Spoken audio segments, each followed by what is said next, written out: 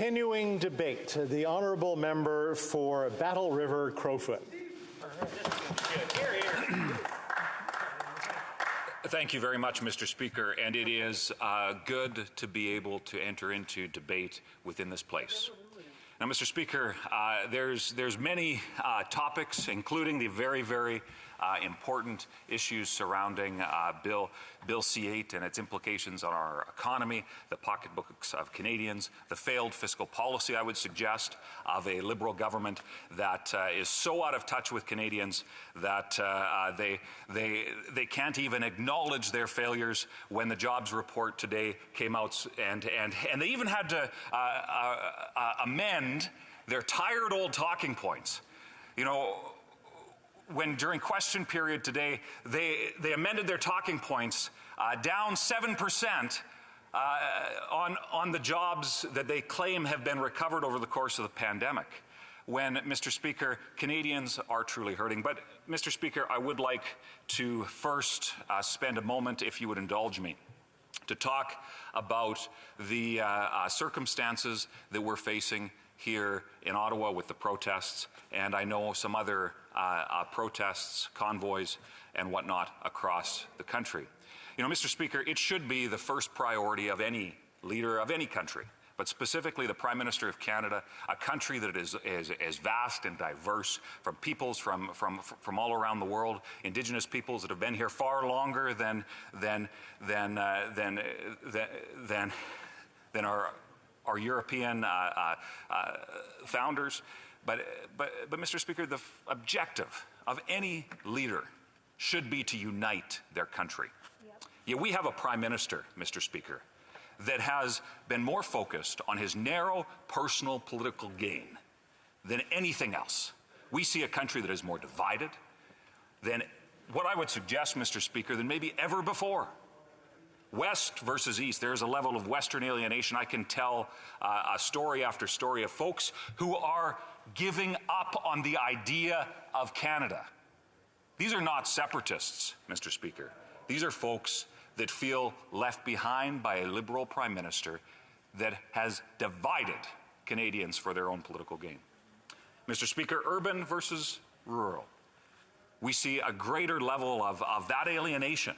We don't hear that talked about as much as about 90% of Canadians live in what we would consider major urbans. Yet the level of alienation that exists within rural Canada is very real. Policies like the carbon tax, that may be great for somebody who can take public transit. Yet the attitude of the government opposite is to simply suggest to my constituents who live in a large rural area, to Indigenous folks that live in remote areas across this country, to other Canadians that are far away from our urban centres, that they don't matter as much as their urban counterparts. Mr. Speaker, it is absolutely shameful. We see a demonization of rich versus poor. We see any opportunity that this Prime Minister has to pit one group of Canadians against another and be able to score cheap political points, he takes advantage of it. And we saw that no more than in the last election. We're only months before, Mr. Speaker, Justin Trudeau, my apologies, it's been a few weeks since I've been back in the House. This Liberal Prime Minister, he promised first that he would not mandate vaccines. The members opposite forget that. They have very selective memories, it seems. He promised he would not mandate vaccines, said it time and time again in this place and in interviews and whatnot. But then, over the course of a couple of months, that position changed. In fact, that Prime Minister, Mr. Speaker, actually thanked the Leader of the Opposition for encouraging Canadians to get vaccinated, and then went on to say how he would never mandate vaccines. Yep. Then, Mr. Speaker, what did that Prime Minister do? Used divisive rhetoric, took Canadians down a path that he promised he wouldn't, and then is now somehow surprised and blaming those Canadians for being frustrated with the fact that he changed his position, that he misled Canadians, that he put his political interests before that of our country. Mr. Speaker, that is shameful, absolutely shameful. And I'm hearing about it from constituents each and every day.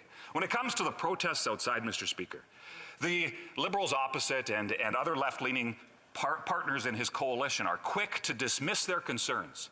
Yet according to some of the polls that have come out, the majority of Canadians, full stop, according to a poll, there's been a massive shift in the last number of weeks saying that Canadians want to see a path charted forward, a path out of COVID.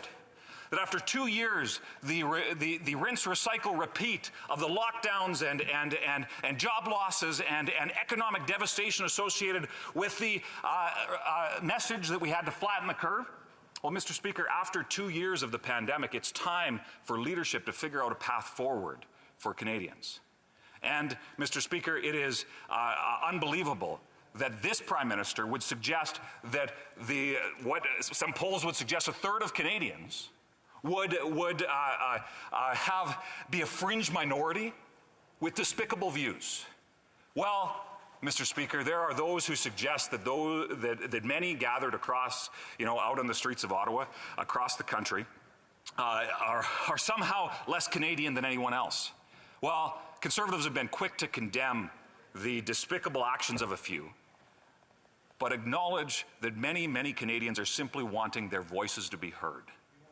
When you have highways, overpasses, folks waiting for hours on end in -30 to simply cheer on, Mr. Speaker, I had a family member who drove across my constituency the other day and called me. This was on Tuesday. Called me and said she had never seen more Canadian flags flying than on that trip across my constituency on February 2nd. Mr. Speaker, Canadians want to be listened to, and it is a failure of that government that he would rather divide, dismiss, and use inflammatory rhetoric to somehow drive a political wedge that instead of uniting the country, instead of showing an ounce of humility and contrition that could bring resolution to the fact that those folks outside and across the country simply do not feel heard. They want to be heard, and that is the responsibility of any democratically elected government to do that, to hear the concerns of their citizens. And Mr. Speaker, I think, that it's the problem here is that this Prime Minister doesn't like the fact that he's actually accountable for his decisions, doesn't like the fact that he's actually accountable to Canadians, and so would rather try to score those cheap political points, try to divide and conquer. And Mr. Speaker, that is unacceptable. To the subject and content of Bill C-8, Mr. Speaker, we see once again that the Liberals are in some cases simply recycling the same promises that they've made over the course of a number of years. So I want to talk about the housing situation in this country specifically. We have a lot of rhetoric and talking points that are thrown out by members opposite with supposed solutions to the housing crisis, and this bill includes some of that. But Mr. Speaker, let's look at their record. They're in their 7th year in power. They created a mess, and now they're wanting to double down on some of those mistakes to somehow solve that problem. Well, Mr. Speaker, I would sum it up quite simply. The Liberals brag about how much they spend, and will be quick to accuse Conservatives of suggesting that we'd somehow like to cut or whatever the case is. But here's the reality, Mr. Speaker. On virtually every metric, that government, that Prime Minister, and the unbelievable mismanagement that they've presided over for the last close to 7 years has been spending more but getting less. They spend more but get less. Mr. Speaker, that's not good public policy. When I first ran for the nomination in 2019, and over the course of the last 2 elections, I've talked about the need for good governance. And you can virtually do the mere opposite of what those members do on a public policy basis, on accountability basis, Mr. Speaker, and see how their failed policies are hurting the livelihoods of Canadians. Now, I know my time is coming to an end, and I have much, much more to say. I look forward to doing so in questions and comments, but simply let me say this. Once again, it is an honor to represent the good people of Battle River Crowfoot, to fight for them in this place, to make sure that their voices are heard within the halls of Canada's democratic institutions, Mr. Speaker, and I'm excited to be able to continue to do that in this sitting of Parliament. Thank you. Questions et commentaires, questions and comments. The honourable member for Vancouver Granville. Thank you, Mr. Speaker. Listening to the speech from the member opposite, I reflect on his comment about ordinary Canadians. The ordinary Canadians that I know don't go to protests where there's swastikas or Confederate flags. They don't go to events where people are calling for the hanging of elected officials. So if I leave aside all of that rhetoric and all of that anger for just a moment, and I leave aside the fact that those supporters called me a terrorist this morning, I'll put all that aside for just a moment to ask the member opposite, who seems to be upset with vaccine mandates. How does he reconcile the fact that provinces across this country, children are required to have a vaccine in order to attend school, and then oppose vaccines which keep Canadians safe and keep them out of hospitals? Okay, well, I got a point of order for the member for Calgary. I apologize, Mr. Speaker, but I'm certain, at least from my perspective, I'm not sure that the member is properly attired in the House. I see the tie. Thank the member for his intervention. We're already with an answer to that question for the member for Battle River Crowfoot. Thank you very much, Mr. Speaker. And I appreciate the question, and I would simply point out that Alberta does not require mandates for children to go to school. So that may be the case in that member's a province, and that's fair. But the fact that he is suggesting an Ottawa knows best mentality is exactly the basis of many of the problems that exist within this country. Governments in Ottawa telling Canadians how they should or shouldn't think. Now, I am deeply sorry that member has experienced what he has experienced. But, Mr. Speaker, let's be perfectly clear.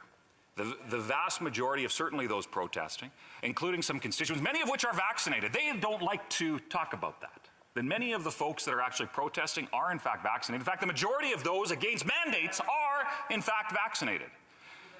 Mr. Speaker, they refuse to condemn their Prime Minister's racist actions. So I think that they should be very, very careful about throwing accusations at members of the opposition when all that we've suggested, Mr. Speaker, is there are many Canadians, not the few fringe with the extremist views, but rather... Questions and comments. Questions et commentaires. L'honorable député de Saint-Jean. The honourable member for Saint-Jean. Thank you, Mr. Speaker. For days now, I don't know what's happening with the Conservative Party. They seem to be firing in all directions. This morning, my colleague, the member for Charlebourg-Haute-Saint-Charles, mentioned that he wanted to disengage, that it was time for the streets to be freed up. It's one thing to express an opinion about protesting, but it's different to block public access, which is actually illegal. I want this to be clearly noted in the Hansard. What does my colleague think about that? Does he support an illegal action? Crowfoot. So with respect to the member, I have been very, very clear that blockades, including blockades that the members opposite have supported, are not the right path. I've been clear about that. I'm curious as to why she hasn't been. But, Mr. Speaker, let's make this very, very clear.